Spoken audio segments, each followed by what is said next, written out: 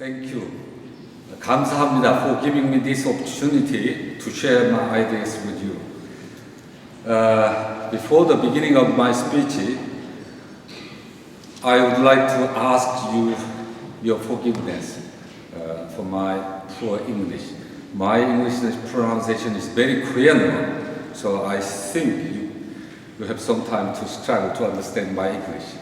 But please forgive me. Today, I would like to speak about my theological and missionary reflection about on spirituality.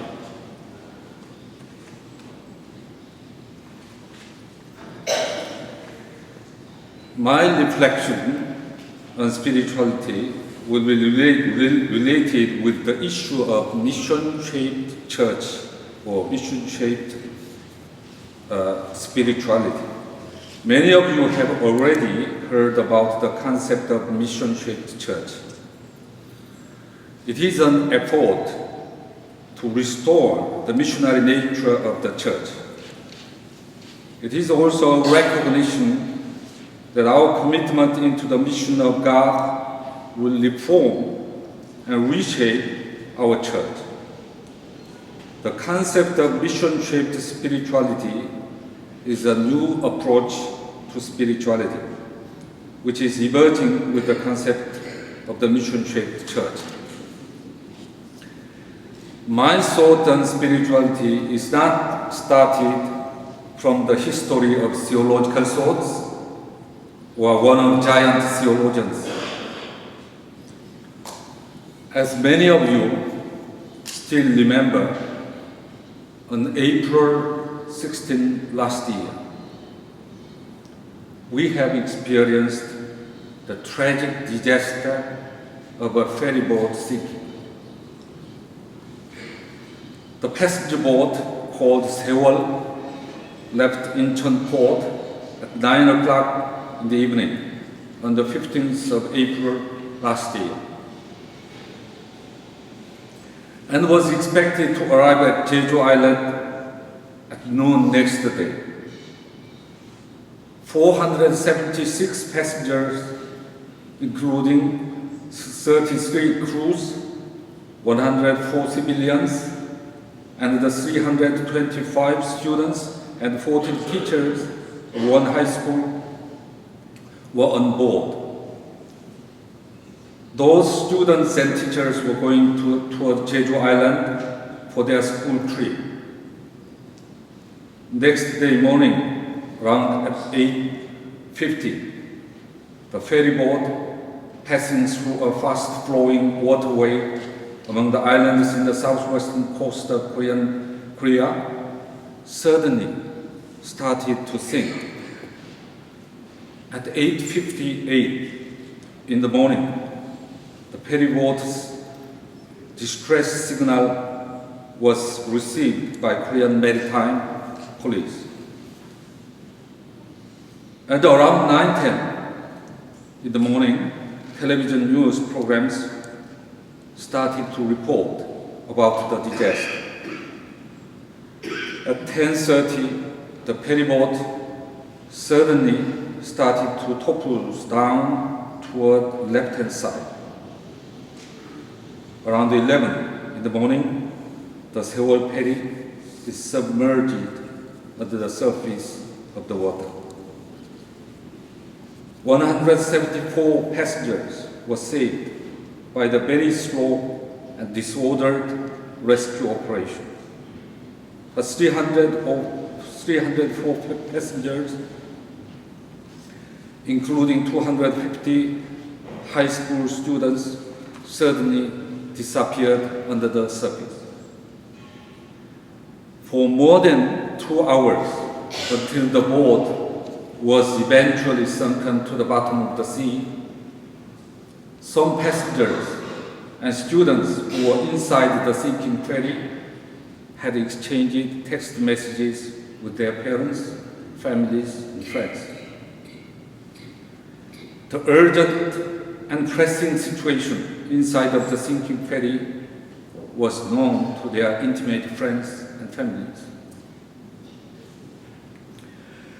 Those who watched television screen could imagine what was happening inside of the sinking ferry boat. They know that their families, relatives, and their beloved children inside the ferry were still alive, even at the moment the ferry was eventually sunken underwater. It was like a gruesome torture for those who could not do anything. It was 2 hours of self-reproach and agony, even for those who are outside of the ferry. State systems for crisis control were absolutely paralyzed and helplessness. Parliament and politicians seemed to be very busy in political calculations. In a few days, people began to realize that the disaster was already anticipated. All the inspection systems were not applied for the Sewol ferryboat and her owner and her company. The owner and the company of the ferry were deeply connected with political powers. Furthermore, the owner was a well-known Christian, and his shipping company was established by a Christian sect called the Evangelical Baptist Church, which is a group belonging to the Holy Spirit movement called Guwonpa. Of course, the owner of the company was a top leader of that religious sect. This Guwonpa is a kind of revival movement taking a critical stance against old Pentecostal movement, which had ruled Korean evangelical churches since 1960s. We were getting to realize that behind the disaster were all kinds of corruptions, briberies, and cozy relationships between political and business powers and the religious groups. Many theologians in Korea have already asserted that the teachings of Pentecostal Holy Spirit movement were deeply connected with the ideology of capitalism or with a greedy capitalist spirit. But the concern was not only a theoretical possibility. The Sewol ferry disaster showed us very clearly the fact that one revivalist movement group has been deeply connected with political and economic powers.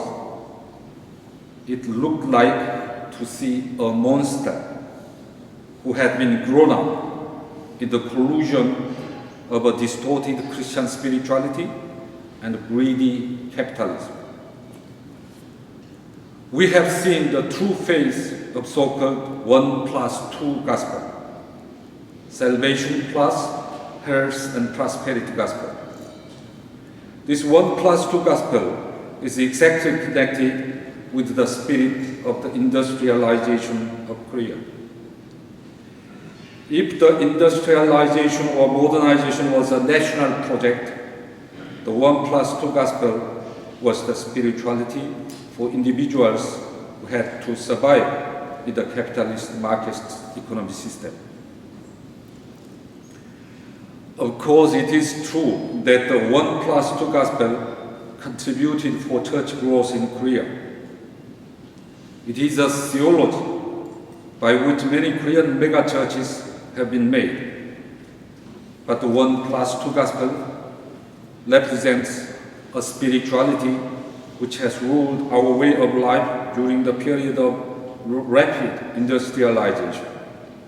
The ferry disaster disclosed the naked face of 1+2 gospel.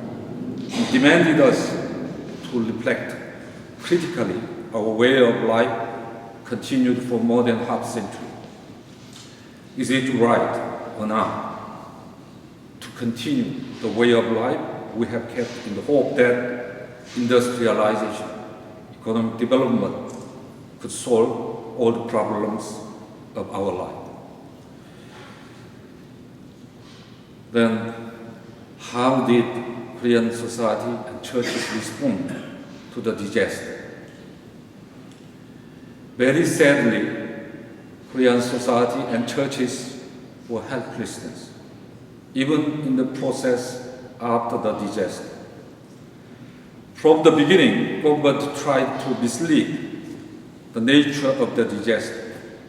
For them, it was not an event, but an accident, an exceptional case which could not give any impact on the normal process of society. Therefore, the questions about the behind or causes of the disaster were unnecessary and dangerous for them. Although the disaster could be a temporal issue of safety or security, it should not be the fundamental issue of human relationships, social structures, and our way of life. Therefore, the continued cries of those victims' families was sometimes described as an uncivilized, barbarian behavior. Major Christian churches in this country were not only helpless, but also very offensive against victims and their families. They did not do anything to prevent the suffering of Korean society. They did not lament or mourn with the victims' families and friends. They had already lost the basic duty of a priestly community sent by God. The Easter Sunday of the year was just 4 days after the disaster. Most of major churches in the city of Seoul have celebrated Easter and preached usual Easter sermons. Against this situation of churches, a theologian criticized Korean churches had already lost the ability of mourning and reflection. He wrote, "It is the amnesia of mourning, the loss of ability to mourn. It is the result of Korean churches' long-standing fault, which have emphasized only the glory of resurrection and turned away their faces from the suffering of the cross." We know that there can be both inherited and cultivated abilities. We know that we can develop a particular ability through the repeated practices. If Christian churches have been in the repeated experiences of mourning, they would not be in silence and embarrassment, but very painful. We have to confess that there was no church in the midst of the disaster. As time goes, many of megachurch leaders had accompanied with those powerful people who blamed the victims' families' cry and resistance as barbarians. The vice chair of the Christian Council of Korea, which is an ecumenical organization constituted of evangelical and conservative churches, said, "Why did such poor students go to Jeju Island? There were many places which was neither expensive nor far away from their school." The former chair of National Church Council of Korea had preached that God sacrificed those students in order to save the country which was now sinking down. They are not only unsympathetic, but also offensive to those victims and their families. In the situation where the whole nation felt sadness and empathy with the victims and their families, some of megachurches and their leaders had very actively supported government to cover up the truth of the disaster. Furthermore, they did very aggressively criticize the victims and their families. For me, the ferry disaster looks like a kind of theological disaster. In such a tragic situation, we could not speak like the former chair of KNCC. Such an expression that God sacrificed those victims with a particular aim could be a theological statement on the theodicy of God.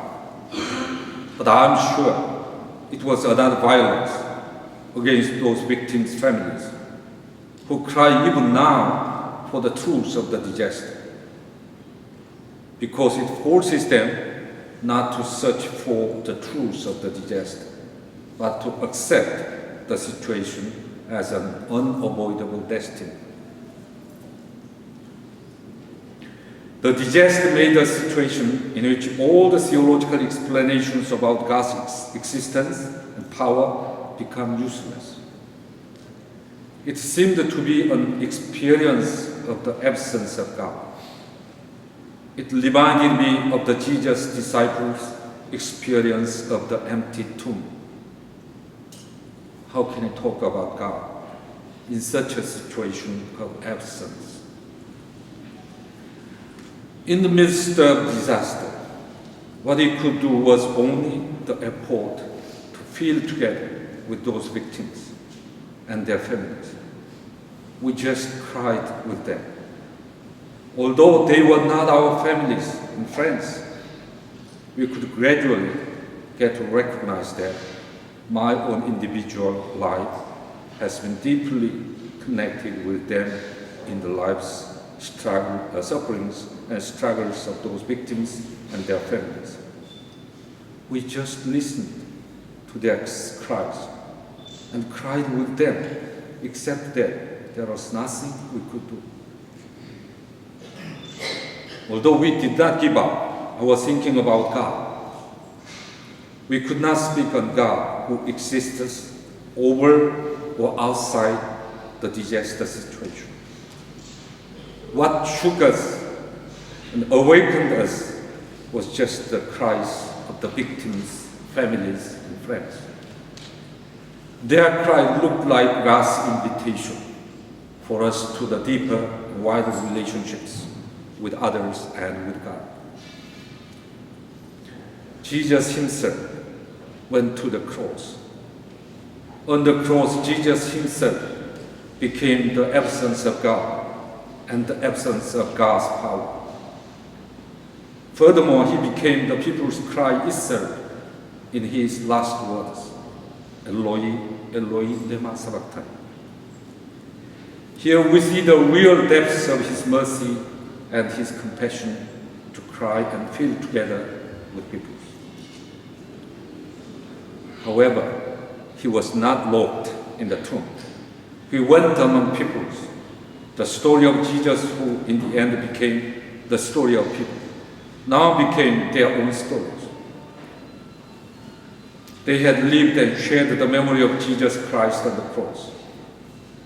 According to this example of Jesus, what we can do in the face of the hardships and sufferings of people is not to give a good explanation about God's existence and power, but to listen to their voices and to feel together with them. If we can really feel together with them, we can share the story of Jesus Christ, who himself became the cry of the weak and the victim. We need to think about a little bit more about biblical concepts like lament, mourning, and memory. I believe that we become a real human being in the relationships of listening and telling. If a person can be a real human being through the communication with others, we can understand that the suffering people's cry is not only strong desire to communicate with others about their suffering, but also It is a struggle to be a real human being. God in the Bible is very sensitive to the cry of suffering people. Listening to the cry, God feels their desires to communicate and to be a real human being. When nobody tries to listen to them, God listens, feels together with them, and responds to them.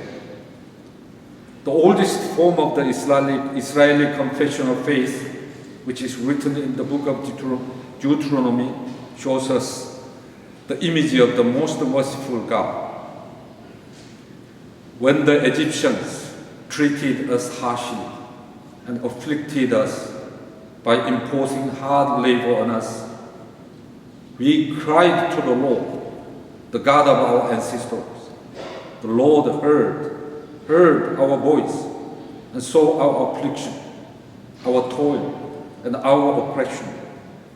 The Lord brought us out of Egypt with a mighty hand and an outstretched arm, with a terrifying display of power, and with signs and wonders.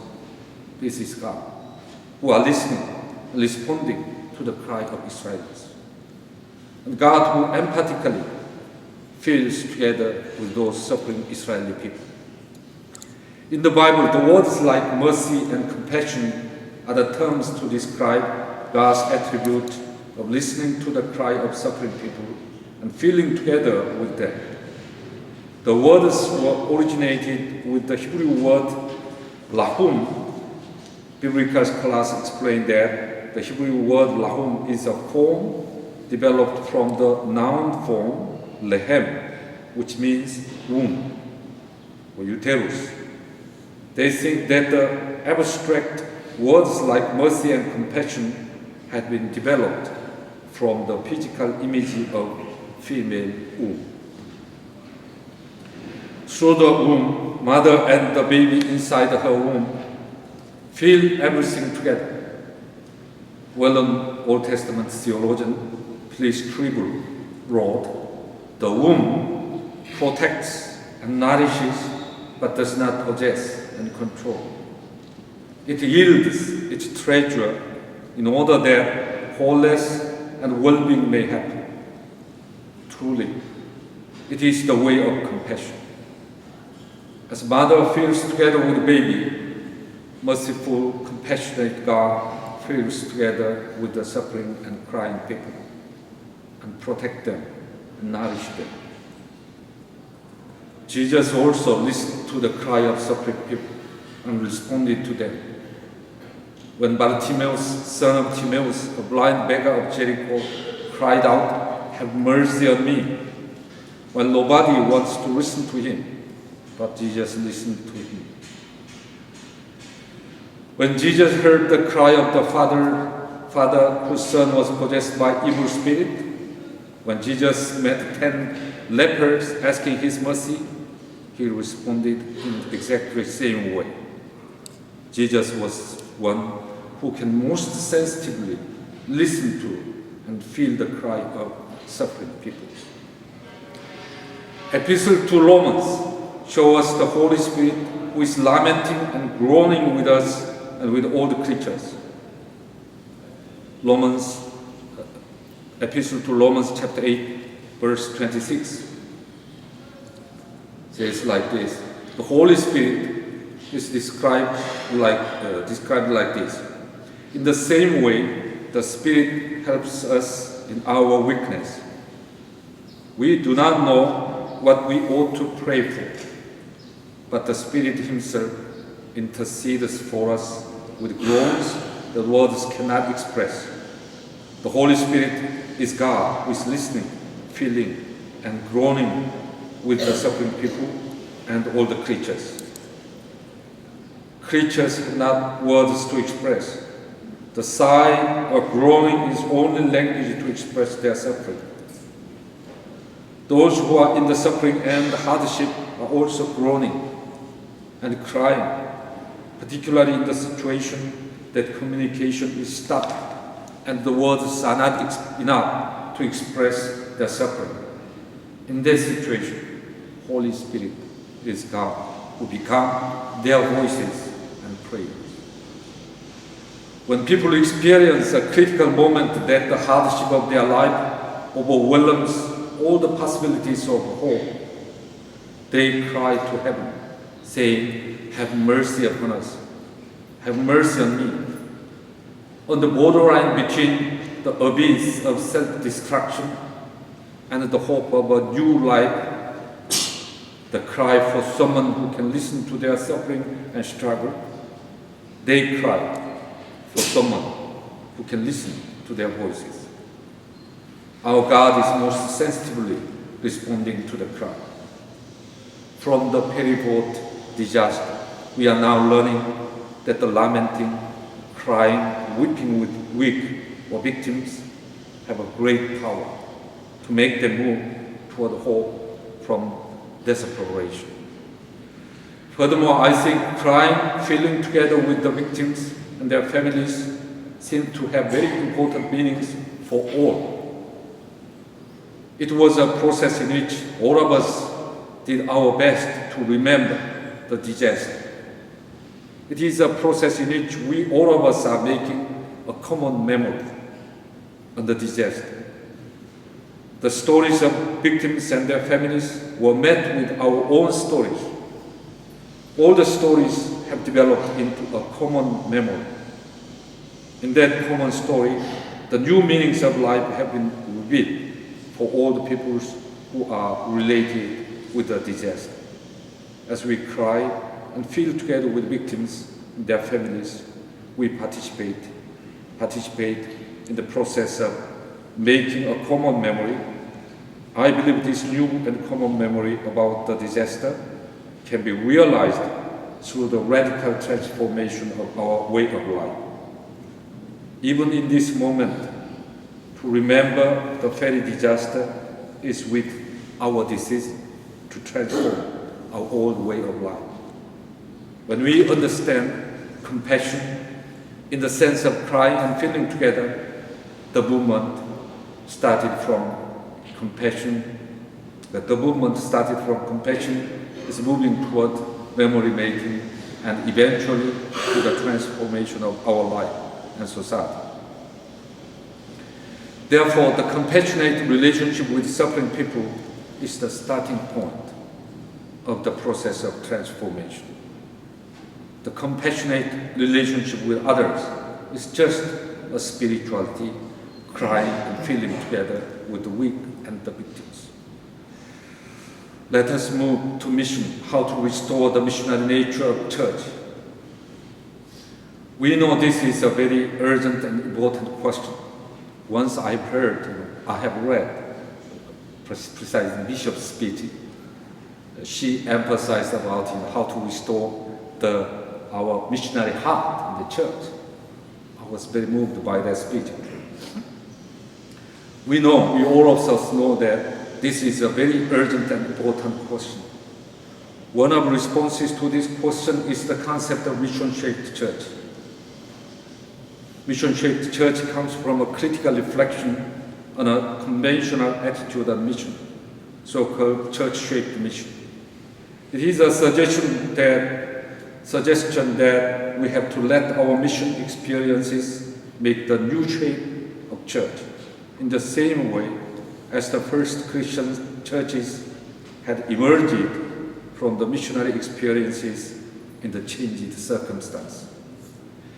In the end, the mission-shaped church is a hope that church and individual life should be radically transformed by the commitment into God's mission beyond church boundary. I have tried to explain the process of transformation. It is a process started from the compassionate relationship with the weak and the victim. First of all, as we follow the merciful and compassionate God, we have to live with the spirituality which we can carry, crying and feeling together with those who are in the hardships of their life. Mission-shaped church supports the mission from the margin, not the mission toward the margin. We are not people who have solutions for all the problems taking place in the margins. In the Seoul ferry disaster, all the theological solutions which have been given to us were helpless. There was no way to meet and share together with the victim's family in the given theological solutions. The only way to be with them was to cry and feel together with them. I believe this spirituality of compassion could make possible that we are transformed by the experience of mission. Finally, I would like to share what we have experienced a couple of weeks ago in this cathedral and Seoul Plaza. On the 19th of September, on exactly same day that Japan's parliament has passed 11 security bills that will allow the country's self-defense forces to fight alongside its allies, even if Japan is not under attack. At Seoul Plaza, we had a memorial service with the remains of 115 Koreans who were drafted by force during the Japanese occupation and died in the north end of Japan. Their remains have been excavated by the voluntary workers of both Korea and Japan. By the initiative of the civic groups of both countries, those remains eventually returned to Korea. There are still the remains of 3,000 Koreans who are waiting to return to their home in Korea. The memorial service was celebrated in a very ecumenical setting. All the religious groups from Korea and many Buddhists from Japan have participated in the celebration. All the participants, including a dancer and the two vocalists, did their best to hear the cries of those Koreans who had died in Japanese coal mines. The most impressive and moving speech was delivered by a Japanese Buddhist priest. He told us in a very calm voice, the Prime Minister and the Parliament of Japan is now going to give guns to the hands of Japanese peoples. But what the young peoples in both Korea and Japan have to take in their hand is a spade to excavate the remains of the victims sacrificed by the state violence. The Japanese priest who participated in the excavation project for more than 20 years told us the excavation, the final travel journey of 115 Koreans from the northern end of Japan to Seoul, Korea, was a journey to hear the silenced cries of those victims. I felt that I had met a true priest who could hear the voices silenced by state violence, who could really cry together with those Koreans who had died in Japanese coal mines. I'm sure that I saw a good example of mission-shaped spirituality. It was just the spirituality of compassion. Thank you very much.